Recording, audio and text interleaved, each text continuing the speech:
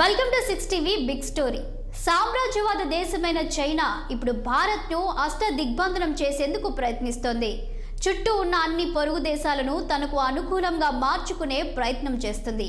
అక్కడి రాజకీయాలను ప్రభావితం చేస్తుంది. అదే సమయంలో తన చుట్టూరా ఉన్న మరెన్నో సమస్యలతో చైనా ఉక్కిరి బిక్కిరి అవుతుంది. భారత్ను ఇబ్బంది పెట్టాలనుకుంటున్న చైనా తాను తవ్వుకున్న గోతిలో తానే పడుతోంది. ఈ నేపథ్యంలో ఇవాల్టి బిగ్ స్టోరీ దిక్కుతోచని చైనా.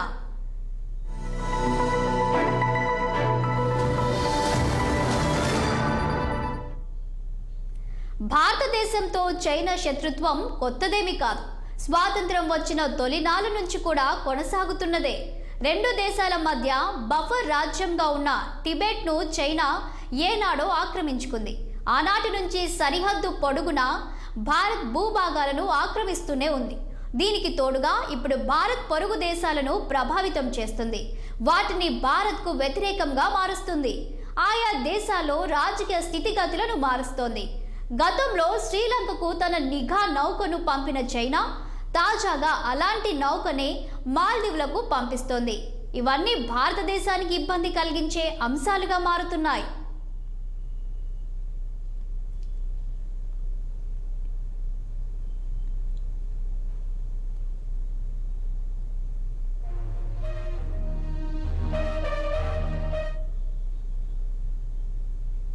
ఆర్థికంగా, రాజకీయంగా, భౌగోళికంగా తన సామ్రాజ్యాన్ని విస్తరించుకునేందుకు కొన్నేళ్లుగా చైనా తీవ్రంగా ప్రయత్నిస్తోంది. డ్రాగన్ ప్రయత్నాలకు భారత్ ఎప్పటికప్పుడు అడ్డుకట్ట వేస్తూ వచ్చింది. దాంతో చైనా ఒక అడుగు ముందుకేసినా ప్రతిసారి 2 అడుగులు వెనక్కు వెళ్ళక తప్పని పరిస్థితి ఏర్పడుతుంది. కాంగ్రెస్ అధికారంలో ఉన్నన్ని నాళ్లు చైనా ప్రాంతీయంగా మాత్రమే కాకుండా అంతర్జాతీయంగా కూడా ఒక వెలుగు వెలిగింది. బీజేపీ అధికారంలోకి వచ్చిన తర్వాత మాత్రం పరిస్థితి మారింది. సరిహద్దులో చైనాను ధీటుగా ఎదుర్కోవడమే కాకుండా అంతర్జాతీయంగా కూడా డ్రాగన్ దూకుడుకు కళ్ళం వేస్తుంది. భారత్పై చైనా తన మండిపాటును ఏమాత్రం దాచుకోవడం లేదు.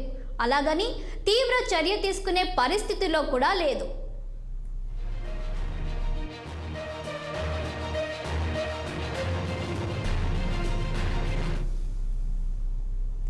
మొదటి ప్రపంచ యుద్ధం సందర్భంగా జర్మనీ ఎదుర్కొన్న పరిస్థితినే నేడు చైనా ఎదుర్కొంటుంది.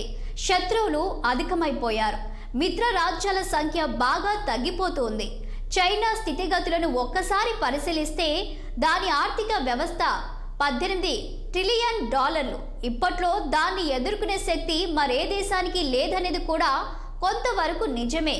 చైనా ప్రపంచీకరణ వ్యూహం క్షీణిస్తున్నప్పటికీ ప్రపంచంలో తయారీ రంగానికి నేటికి చైనానే అత్యంత చౌకైన స్థలంగా ఉంది. ఆర్టిఫిషియల్ ఇంటెలిజెన్స్ నుంచి అంతరిక్షం దాకా చైనా వినూత్న ధోరణుల్లో వ్యవహరిస్తుంది. చైనా చేపట్టిన belt and road initiative project ప్రపంచంలోని మిగతా అగ్రరాజ్యాలకు ఆందోళన కలిగించేదిగా మారింది.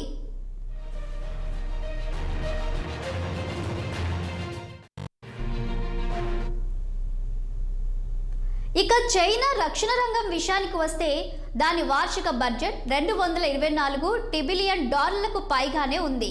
ప్రపంచంలో అధికారికంగా అత్యంత భారీ రక్షణ బడ్జెట్లలో చైనా 2వ స్థానంలో ఉంది.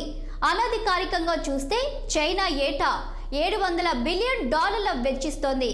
500కు పైగా న్యూక్లియర్ వార్ హెడ్స్తో అది 3వ అతిపెద్ద అణ్వస్త్ర దేశంగా ఉంది. ఇక చైనా నౌకాదళం ప్రపంచంలోని అతిపెద్ద వాటిలో ఒకటి. పదాతి దళం కూడా బాగా పెద్దదే. అయితే ఇవన్నీ కూడా దూరం నుంచి కొండను చూస్తున్న మాదిరిగానే దగ్గర నుంచి చైనాను చూస్తే ఎన్నో లొసుగులు బయటపడుతుంటాయి.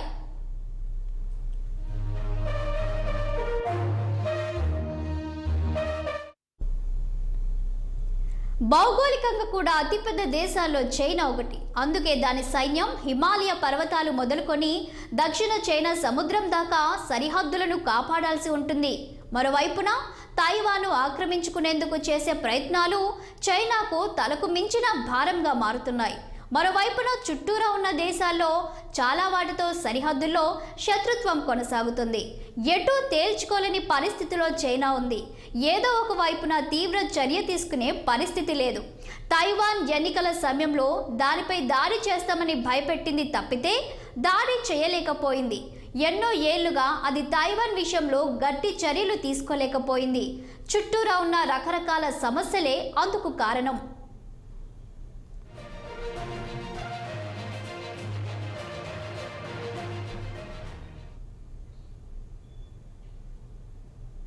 చైనాతో పోలిస్తే భారత్ పరిస్థితి కొంతవరకు సజావుగానే ఉంది. చైనా సరిహద్దుల కోసం ఎంతో సైన్యాన్ని భారత్ ప్రత్యేకంగా కేటాయించగలిగింది. 7 దశాబ్దాల కాలంలో ఎన్నడూ లేనంతగా సరిహద్దుల్లో మౌలిక వసతులను అధికం చేస్తుంది. రహదారులు వేస్తుంది, వంతెనలు కడుతోంది, టెలికమ్యూనికేషన్ సదుపాయాలు మెరుగుపరుస్తుంది. సరిహద్దులో చైనా సైన్యానికి ధీటుగా తన సైన్యాన్ని మోహరించింది. ఈ విధంగా మంచు కొండల్లో దీర్ఘకాలం పాటు సైన్యాన్ని మోహరించడం భారత్తో పోలిస్తే చైనాకు మరింత ఖరీదైన వ్యవహారం. ఇక మరోవైపున చైనా శత్రు దేశాలన్నీ చైనా కుతంత్రాలకు ధీటుగా తమ ప్రయత్నాలను ముమ్మరం చేస్తున్నాయి.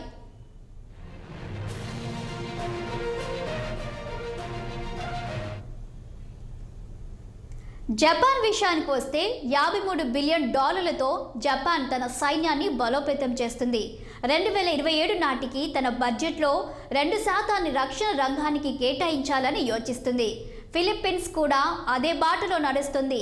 ఫిలిప్పీన్స్ సముద్ర జలాల్లోకి చైనా చొచ్చుకెళ్తుంది.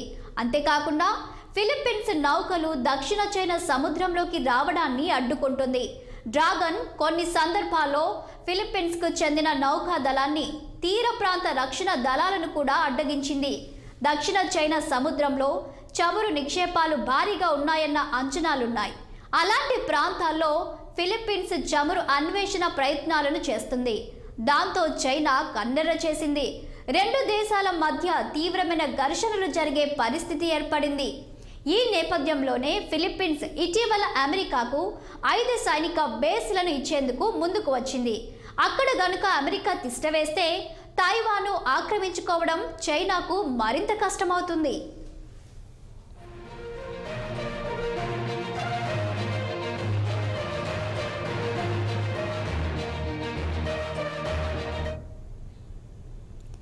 ఇండో పసిఫిక్ విషయానికి వస్తే అక్కడ క్వాడ్ దేశాలతో చైనా తలపడాల్సి వస్తుంది. ఆస్ట్రేలియా, భారత్, జపాన్, అమెరికా కలిసి క్వాడ్ కూటమిగా ఏర్పడ్డాయి. ఆస్ట్రేలియా ఇన్నాళ్ళు చైనా నుంచి పెద్దగా ముప్పు వస్తుందని భావించలేదు. కాకపోతే ఆస్ట్రేలియాలోని సహజ వనరులపై చైనా కన్నేసింది. అక్కడి గనులను సొంతం చేసుకునేందుకు ప్రయత్నించింది. ఈ నేపథ్యంలో ఆస్ట్రేలియా తన రక్షణ సన్నద్ధతను పెంచుకోవడం ప్రారంభించింది. అందులో భాగంగా అణు జలాంతర్గంల కోసం కూడా ప్రయత్నిస్తుంది. మరోవైపున భారత్ 3వ ఎయిర్ క్రాఫ్ట్ క్యారియర్ను సమకూర్చుకునే ప్రయత్నాలు చేపట్టింది. ఈ 4 దేశాలు అవసరమైతే చైనాను సముద్ర జలాల్లో నిలువరించేందుకు ఎదుర్కొనేందుకు సన్నద్ధమవుతున్నాయి.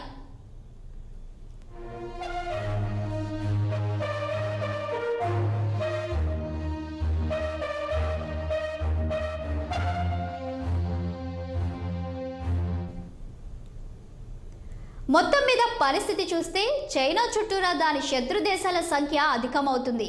ఏకకాలంలో అనేక శత్రు రాజ్యాలతో డీల్ చేయాల్సి రావడం చైనాకు ఇబ్బందికరంగా మారింది. అందుకే ఏ విషయంలోనూ సత్వర నిర్ణయాలు తీసుకోలేకపోతుంది, గట్టి చర్యలు చేపట్టలేకపోతుంది. శత్రు మిత్ర రాజ్యాల మధ్య బ్యాలెన్స్ సాధించేందుకు చైనా ప్రయత్నిస్తుంది. అందుకే భారత్ చుట్టూరా ఉన్న దేశాల్లో పాగవేయాలని చూస్తుంది. ఇది ఇప్పుడున్న పరిస్థితి.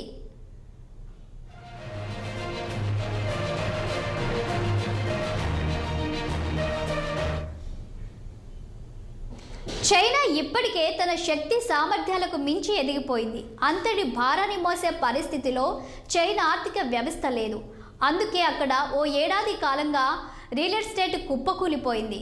మరికొన్ని రంగాలు అదే బాట పట్టే అవకాశం కనిపిస్తుంది. కొన్ని దశాబ్దాలుగా అధిక జనాభా అనేది చైనాకు ఓ వరంగా ఉండింది. ఇప్పుడు అదే అంశం చైనాకు శాపంగా మారుతుంది. జనాభాలో అధికం వృద్ధులు అవుతుండడం, సంతానోత్పత్తి రేటు పడిపోవడం, యువత పెళ్లికి పిల్లని కనేందుకు దూరంగా ఉండడం చైనాకు ఆందోళన కలిగించే అంశాలుగా మారాయి. వీటన్నింటితో చైనా ఆర్థిక వ్యవస్థలో మందగమనం చోటు చేసుకుంది. వృద్ధిలో ఇన్నేళ్లుగా కొనసాగిన దూకుడుకు బ్రేక్ పడింది.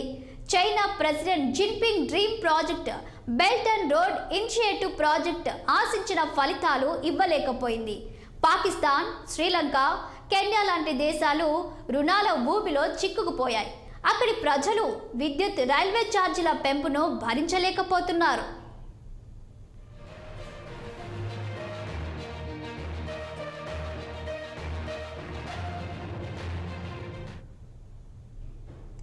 దశాబ్దాలుగా చైనా ఎన్నో దేశాలను రుణాల ఉచ్చులోకి లాగింది. ఇప్పుడు అదే రుణాల ఊబిలో కూరుకుపోతుంది. దేశంలో స్థానిక రుణాలే $12 ట్రిలియన్ దాకా ఉన్నాయి. జీడిపి వృద్ధి గత 2 దశాబ్దాల్లో ఇంతకు ముందెన్నడూ లేనంతగా 5.2% పడిపోయింది. నిజానికి ఈ 5.2% రేటుపై కూడా పలు సందేహాలు వ్యక్తమవుతూనే ఉన్నాయి. చైనాలో మొత్తం అధికారాన్ని షీ జిన్పింగ్ తన చేతిలోకి తీసుకున్నారు. ఇటీవల విదేశీ ఇన్వెస్టర్లపై ఆయన తీసుకున్న చర్యలు అంతర్జాతీయ కంపెనీలకు షాక్ ఇచ్చాయి. అందుకే అవి మెల్లగా చైనా నుంచి బయటపడేందుకు చూస్తున్నాయి. చైనా చుట్టుపక్కల ఉన్న దేశాలను తమ కార్యకలాపాలకు కేంద్రాలుగా మార్చుకోవాలని చూస్తున్నాయి.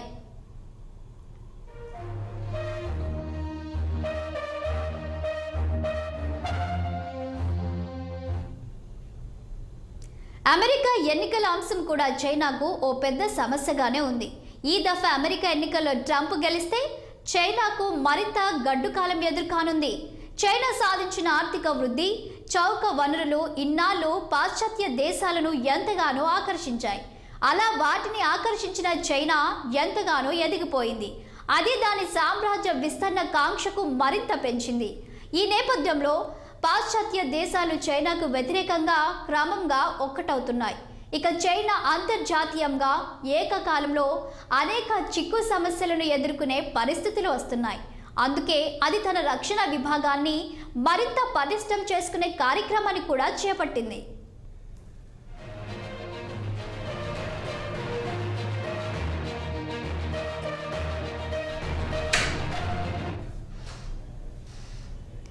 రక్షణ పరంగా ఎదురవుతున్న సవాళ్లను అధిగమించే చర్యలను చైనా చేపట్టింది.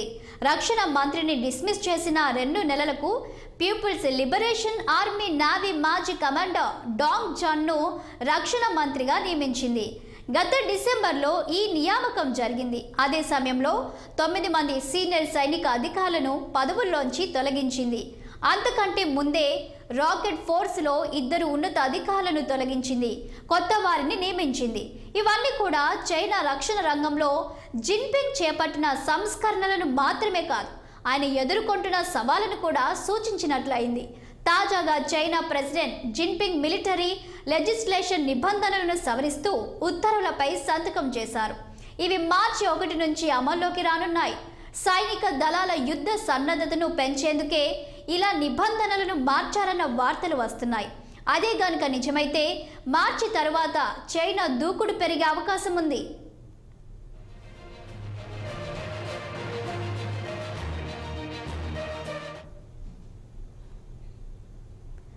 నౌకా దళానికి చెందిన అధికారి ఒకరు రక్షణ మంత్రిగా నియామకం కావడం సముద్ర జలాలపై ఆధిపత్యానికి చైనా ఇస్తున్న ప్రాధాన్యాన్ని సూచించిందిగా ఉంది.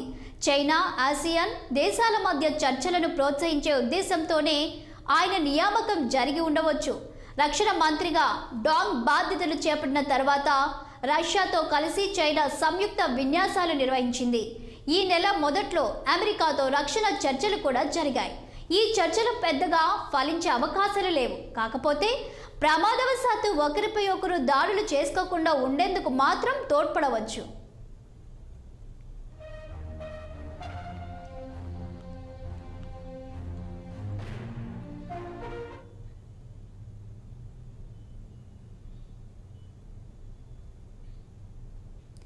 అమెరికా కీలకంగా ఉన్న నాటో ట్రాన్స్ అట్లాంటిక్ ప్రాంతంలో స్టేట్ ఫాస్ట్ డిఫెండర్ 2024 పేరుతో భారీ ఎత్తున విన్యాసాలు చేపట్టడం ప్రాధాన్యతను సంతరించుకుంది. వివిధ దేశాలకు చెందిన సుమారు 90,000 మంది సైనికులు ఈ విన్యాసాల్లో పాల్గొంటారు.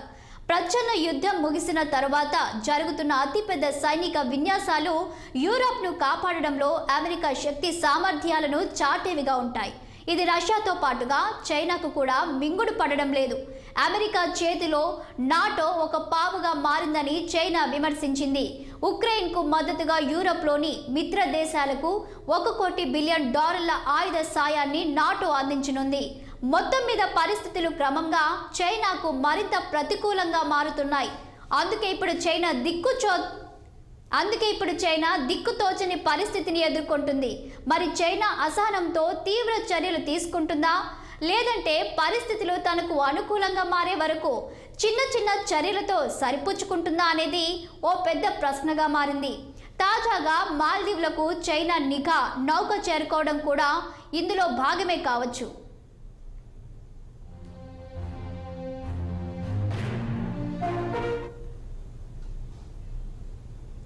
ఇది వాల్టి బిగ్ స్టోరీ. మరో ఎపిసోడ్లో మళ్ళీ కలుద్దాం. Until then keep watching 6 TV, సామాన్యుడి ఆరో ప్రాణం.